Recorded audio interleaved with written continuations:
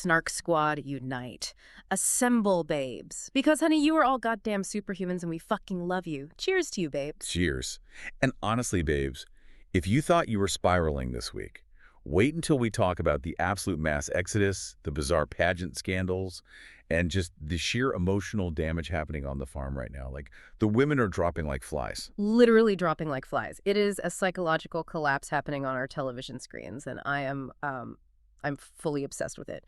But before we get into the absolute chaos of this week's episode, we need to address the survival mode happening right here at this desk. Oh, we're in full survival mode today. Midweek exhaustion has entirely taken over. It has. It really has. And so the frozen mango margaritas are on deck. They are chilled, obviously. And Casamigos tequila is officially back in our lives. Finally. Right.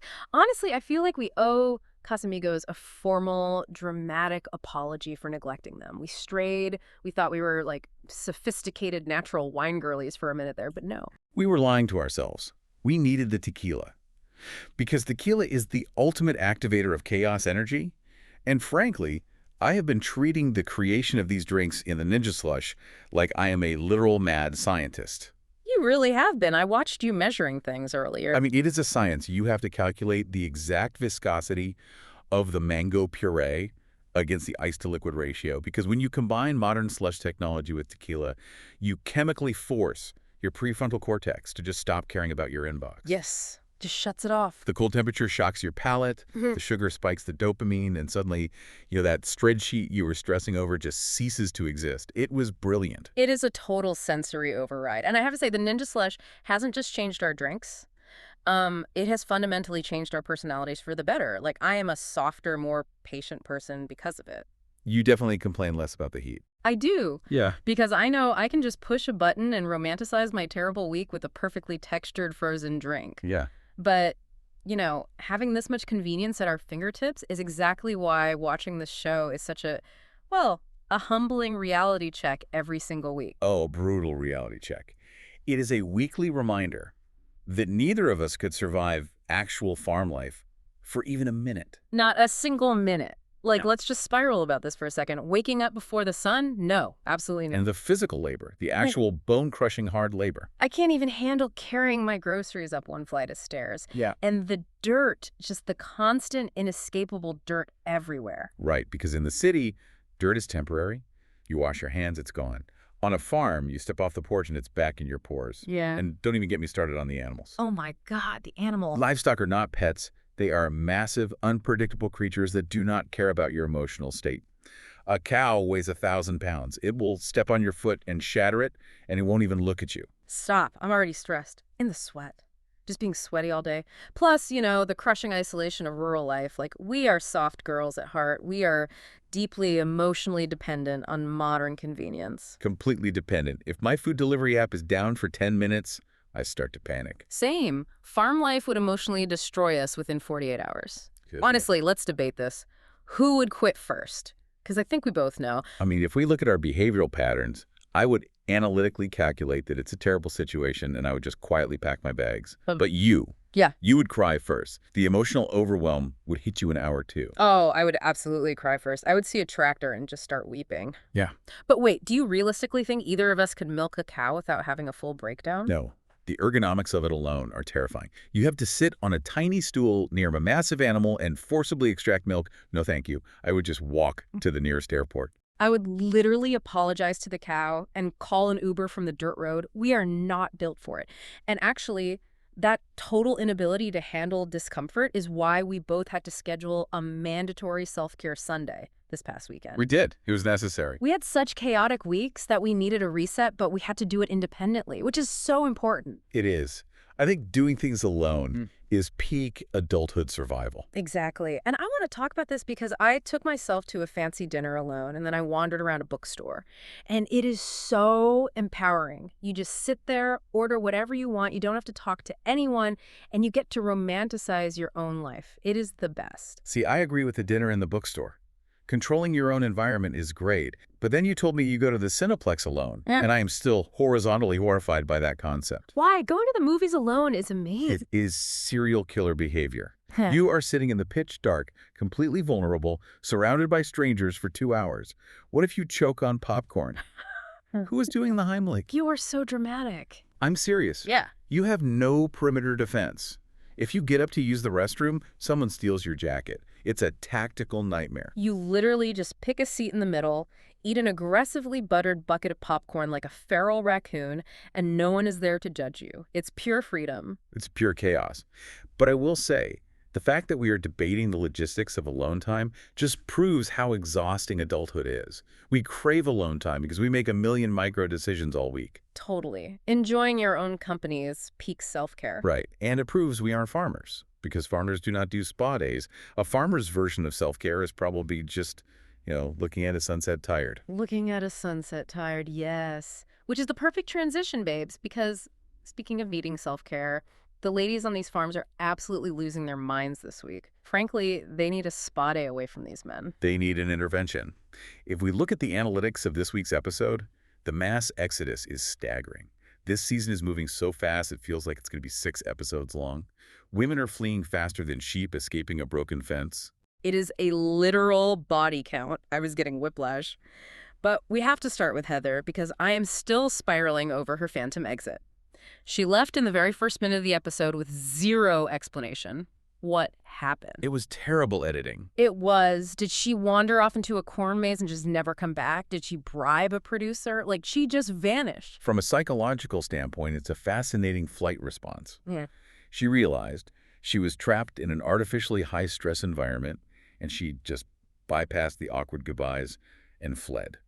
She was arguably the smartest woman there. She got out before the real emotional damage started. Honestly, good for her. Because the actual dumpings we had to sit through were so awkward, like Sean dumping Alabeth and Brett dumping Cassie. I mean, being dumped on a farm where you have to go back to the bunk beds and pack your bags while the other girls watch, brutal. It's a very specific type of torture. You know the other women are mentally cheering because their odds just improved while they give you like a fake sympathy hug.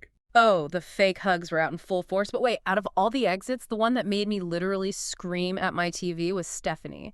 I cannot handle Stephanie's delusion. Oh, we have to dissect Stephanie. She voluntarily leaves Brett because she, quote, wanted to be pursued. She sat there and gave this tearful monologue about how her mom turned her dad down 20 to 25 times before saying yes to a date.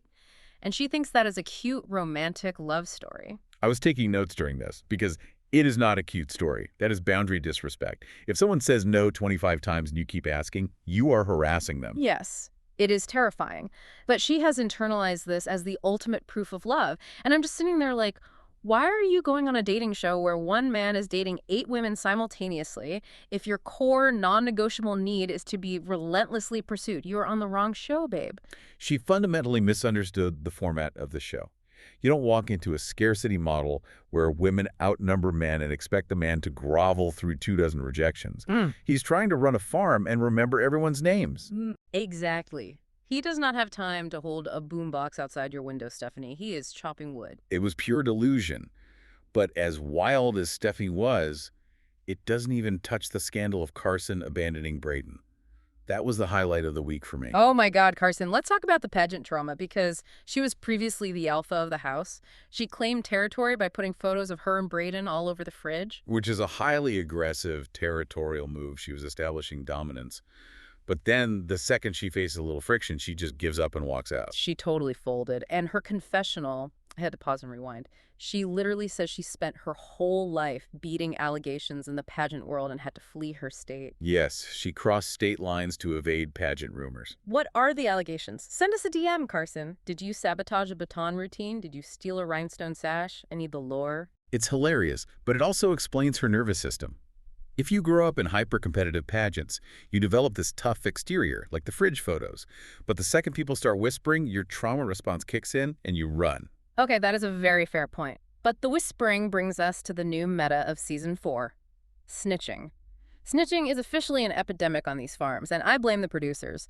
They are doing Jedi mind tricks on these girls. Oh, the producers are acting like Sith Lords this season. They aren't just observing, they are actively using Inception. They isolate the women, deprive them of sleep, whisper in insecurity, and watch the paranoia consume the house. It is so toxic, and Olivia took the bait completely. Olivia is the vague tattletale of the season. She sat down and actively tried to besmirch Emily's character to Sean just because Emily got a kiss at the mixer. And let's analyze Olivia's argument. She called Emily calculating and strategic, but she had zero empirical evidence. What strategy? Flirting. She accused Emily of basically bewitching Sean with love spells. Literally. They're all sitting in a circle sourpussing over a kiss when half the women in that circle have already made out with him. The hypocrisy. You cannot be mad about someone else getting a kiss when you already got yours. It's group polarization. They just needed a scapegoat. But if you want to talk about snitching backfiring, we have to look at Braden's farm. Brittany and Casey snitching on Carson out of pure jealousy. I cackled. I was laughing out loud at how quickly they crumbled. They go to Braden, they plant the seed, and they think they are stealthy little puppet masters. But they didn't anticipate Carson having the backbone to confront the group. No. Carson walks in and says, "Who is talking about me?" And Brittany straight up lied to her face. The panic in her eyes. She completely panicked. If you're going to be a villain, at least own it. Exactly. Snitches only operate on the power of anonymity. The second they are confronted, they collapse. But the real tragedy here is Braden's reaction. He actually rewarded Brittany's toxic behavior by giving her a solo date. I was furious. You do not reward the snitch. And she looked like a literal leech attached to him on that date. And then she drops the biggest red flag in reality TV history. It was glaring. Brittany, a girl from Utah, looks this farmer in the eye and tells him she fundamentally needs to live in a city for her career. The show is called Farmer Wants a Wife. Why are you here if you will not leave the city? I was screaming at my screen. Did she think he was going to put his cows in a high-rise apartment? It's insulting to our intelligence, especially because if you look at the geography, Braden's farm is 30 minutes from a college town of 250,000 people. He isn't in the deep wilderness. Brittany is clearly just there to boost her TikTok profile. Oh, 100% clout chaser. She wants the flannel aesthetic, but not the dirt. And Braden is just smiling like he doesn't see it. It hurts. But speaking of hurting to watch, we have to talk about Sean and Emily's solo date. The physical comedy of that interaction was unparalleled. The most awkward arm-in-arm walk of all time. They looked like middle schoolers forced to go to a dance together. And then they get to the balcony, and Sean does this move where he basically hulks over Emily. He looms over her, and her body language is actively trying to create negative space. She is leaning backward away from him. She is trying to escape, but then they kiss anyway. It made no sense. But the worst part about Sean is his toxic trait of white knighting.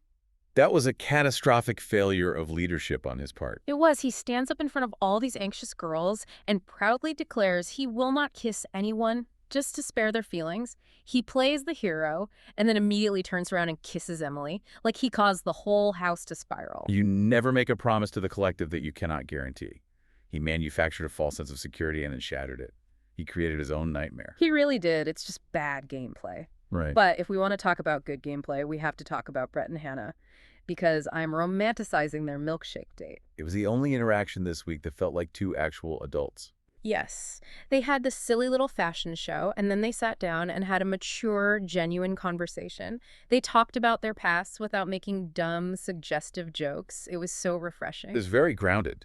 However, there's a massive debate on Reddit right now about the end of that date.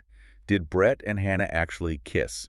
The camera angle was completely obstructed. The angle was awful. It looked like a cheap kiss, but then Hanna goes back to the house and plays it up to the girls like it was this deeply romantic makeout session. Oh, she definitely played it up, which honestly, strategic queen, you have to assert dominance. But I have to say, Brett is the ultimate favorite right now. I am swooning. He's handling the women very well emotionally. She is. And he's out there chopping wood, looking amazing. But the best part was when the women were telling him to take his shirt off, and he flat out just said no. He understands boundaries. That quiet confidence is exactly why the Reddit sleuths are comparing him to John Sansone from a previous season. It's a very specific, successful archetype. He totally looks like John. But even with Brett setting boundaries, the tension with all these women is insane. Which reminds me of that Reddit joke you saw about the axes. Oh, yes. Someone noted that with the way these women are turning on each other this week, they absolutely should not be left alone with all those axes on the farm. They need to lock up the axes. The emotional damage is too high. Okay, babes, we need to transition to the segments because I need to judge these people. Let's hit segment 1. Who would survive farm life? We have to rank the cast. If we are ranking who could realistically survive the dirt and sweat long term, analytically, I am putting Brittany at the absolute bottom. She literally refused to leave the city on camera. And honestly, none of the women seem to want to ingratiate themselves into the actual lifestyle. They just want to look cute in boots. Yeah. But I'm going to emotionally defend Hanna here. I think she is the only one grounded enough to handle it. She seems like she could actually handle the reality of the farm without having a meltdown. She definitely exhibits the most stability. Okay, moving to segment 2. Biggest soft girl moment.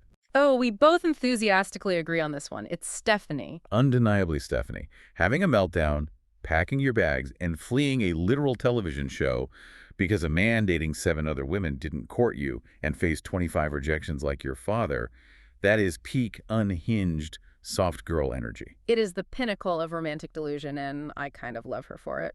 All right, segment 3. Who would ghost the farm? Carson already left, but who is secretly packing their bags in the middle of the night next? Based on the logistics, I predict Brittany will ghost the second she realizes there is no Sephora within walking distance. The lack of modern amenities will break her. That is a great guess. But I am predicting one of Sean's girls, specifically Olivia, is going to ghost out of pure smite. The jealousy over Emily is eating her alive, and I think she'll just pack up and vanish to make a point. That's a highly probable emotional trajectory. Let's look at segment 4. Modern dating versus farm dating. Which landscape is worse? I mean, competing with 7 women in a barn sounds like a nightmare, but so do dating apps. Well, let me bring the harsh reality from the Reddit threads. Out of 3 previous seasons of this show, do you know how many couples are still together? Wait, how many? Only 2. Sydney and Mitchell, and Taylor and Nathan. That is a statistically terrible success rate for this highly stressful experiment. 2. Out of 3 seasons. Oh my god, I am spiraling. Romance is dead. Whether you're swiping on Hinge in your apartment or fighting over a man chopping wood in a barn, it doesn't matter. Emotional damage is universal. It is a fundamentally flawed system in both scenarios. It really is. Wow.